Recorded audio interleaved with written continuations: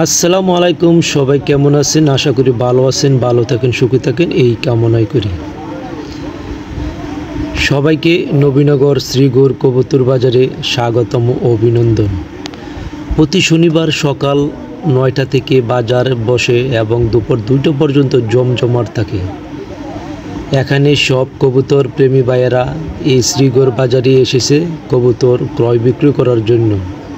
শত শত মানুষ আসে এই নদীর পার সংলগ্ন কবুতর বাজারে এবং ক্রেতা বিক্রেতা ক্রয় বিক্রয় করে। সবাই খুশি হয় এই শ্রীগৌর বাজারে। শত শত ক্রেতা বিক্রেতার সমাগম হয় এই হাটে।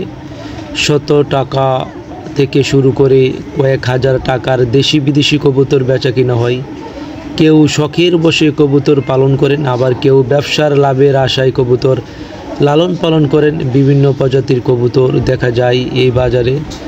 বিভিন্ন প্রজাতির সুন্দর সুন্দর পাখি, খরগোশ, হাঁস, মুরগি রয়েছে এই বাজারে।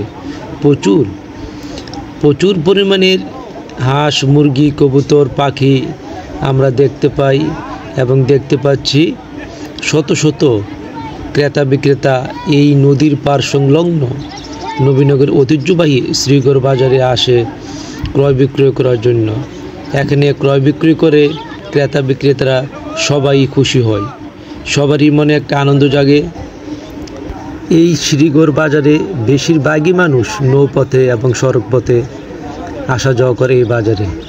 নদীর পাড়ে বাজারটি হওয়ায় নদীর ঠান্ডা বাতাস, হাওয়া মনে আনন্দ জাগায় এবং সবাই এই নিরিবিলি শান্ত পরিবেশে বাজার করতে আসে এবং পছন্দ করে। এই বাজারে কবুতরের পাশাপাশি অনেক পশু পাখি রয়েছে, হাঁস মুরগি রয়েছে।